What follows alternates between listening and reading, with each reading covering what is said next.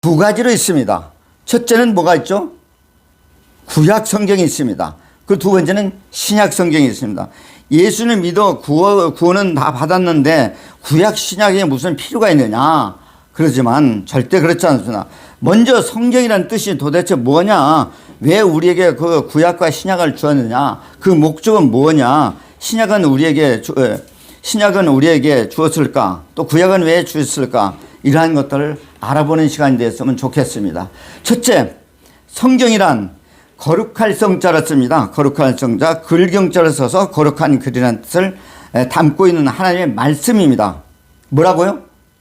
거룩한 글. 그리고 하나님 말씀. 그러면 왜 구약과 신약이 있을까요? 그래서 구약은 첫째 언약이다 그럽니다. 그리고 첫 약속이다 그럽니다. 구약이라면 옛구를 쓰고 매질 약자를 써서 구약이라고 하고 옛 언약이라고도 합니다. 그래서 옛 약속을 맺을 때 묶을 약속자를 써요. 묶을 약자를 쓰죠. 묶을 속자를 쓰고. 그래서 묶어서 약속을 어떤 대상이 있다는 겁니다. 약속을 할 때는.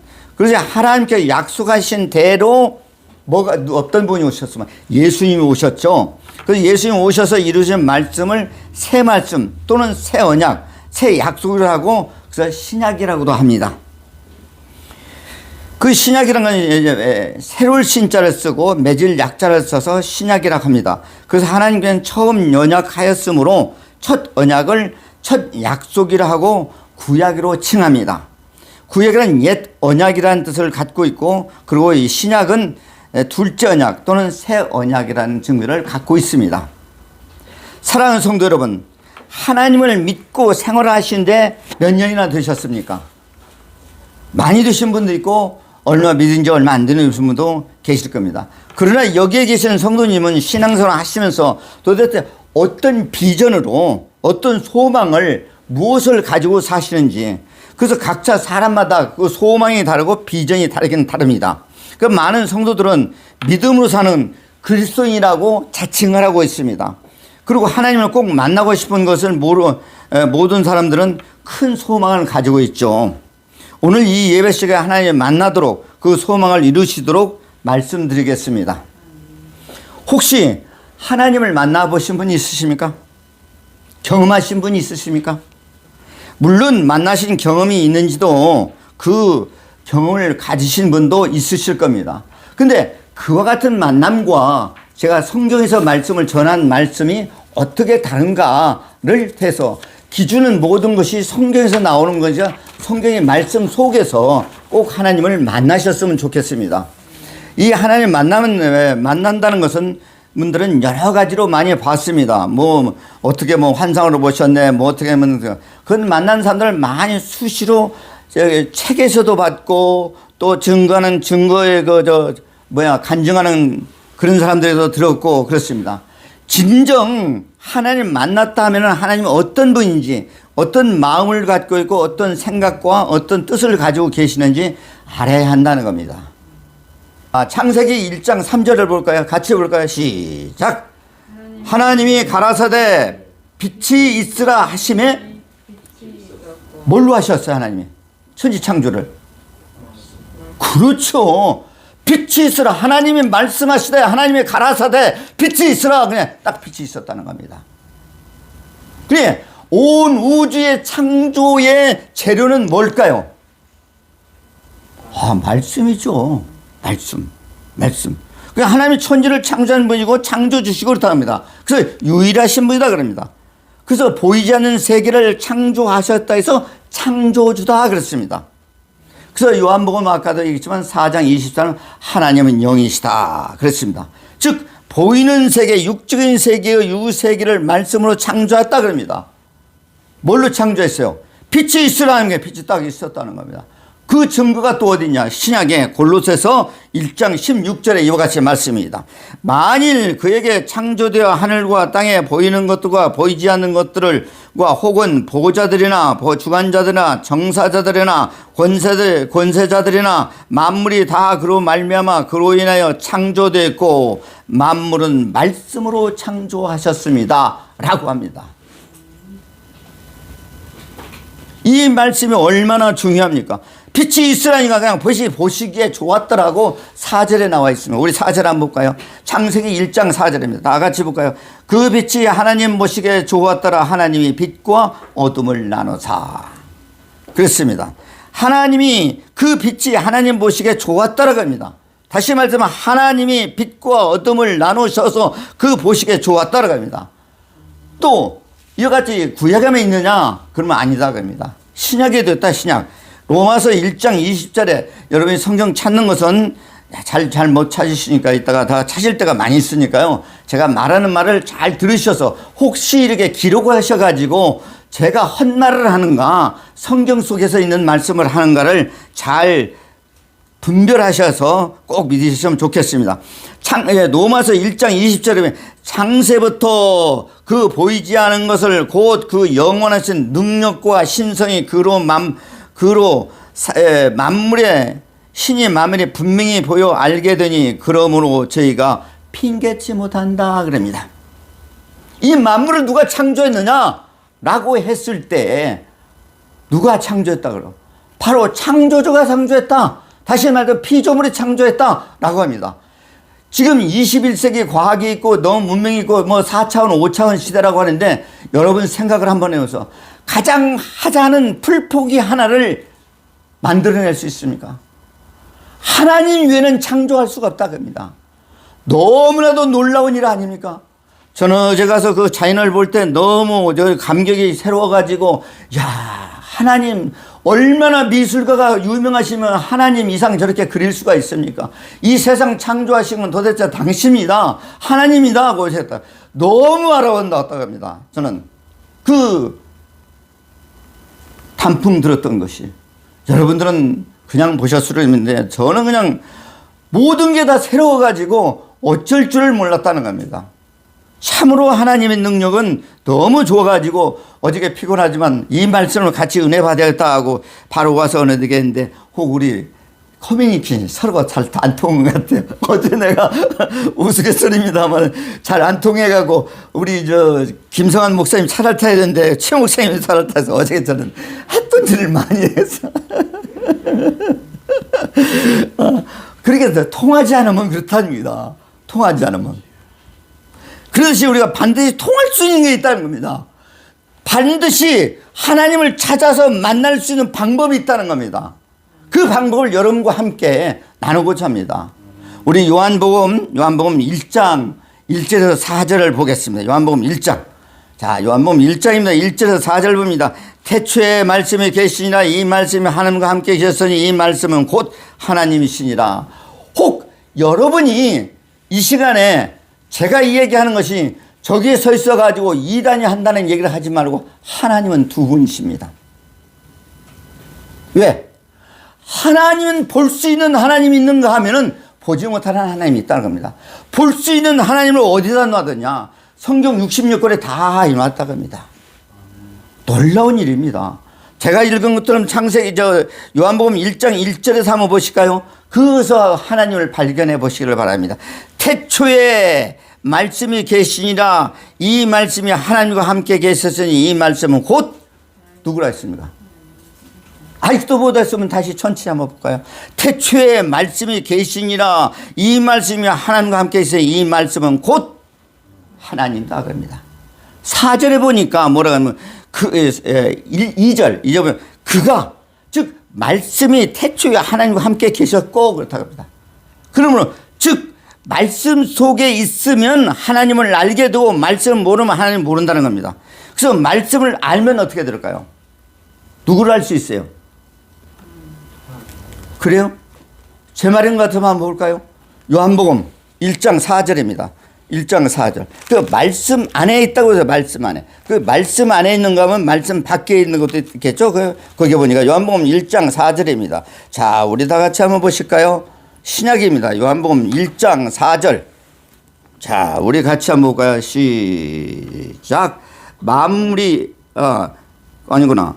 그 안에 생명이 있었으니 이 생명은 사람들의 빛이라. 다시 그 안에 즉 말씀 안에 생명이 있었으니 이 생명은 사람들의 빛이라 합니다. 그 안에 말씀 안에 그 말씀 밖에 있다면 어떻게 할까요? 그 의미는 하나님을 모르는 거겠죠. 말씀 안에 있다는 건 뭡니까? 말씀을 아는 것이고 하나님을 아는 것이다 그럽니다. 그러면 말씀을 만나는 것은 누구를 만나는 것입니까? 누구를 만나는 거예요? 아멘. 여기서 아멘을 한번 크게 해보세요. 아멘에 그 세금 안 묻습니다. 예, 예. 말씀을 만났을 때 하나님을 만나는 것이다 겁니다. 그러므로 하나님이 동행해 준다는 겁니다. 말씀이 내 속에 있으므로 말씀을 저버리면 누구를 저버려요? 하나님을 저버리는 거죠. 대단히 신뢰드는 얘기지만 말씀을 모르시면 하나님 모르는 분이니까 말씀을 꼭 좀 아시기를 바랍니다. 올해가 가기 전에 말씀을 꼭 알으셔서 여러분 것이 됐으면 참 감사하겠습니다. 그리고 하나님은 또 어떤 분이냐? 하나님은 누가 만들지 않았다 그럽니다. 스스로 계시는 분이다 그럽니다. 하나님은 영이시고 하나님은 창조주다 그럽니다. 출애굽기에 보면 스스로 계시는 분이라고 그랬습니다. 그래서 자존자라고 합니다. 자존자. 하나님 누가 만들지 않았습니다. 어떤 교회에서는 하나님 아버지가 있으니까 하나님 어머니가 있다 그렇게 가르치는 교회가 있는데 그게 바로 이단입니다. 하나님 어머니는 안 계세요. 하나님 어머니는 아니 계세요. 하나님 어머니가 있다고 해서 어떤 교회에서는 그렇게 가르치고 있는데 그건 잘못된 겁니다. 왜? 말씀을 모르니까. 그 하나님 아버지가 뭐 누구고 하나님 어머니가 누군지를 잘 모르니까 그렇다는 겁니다.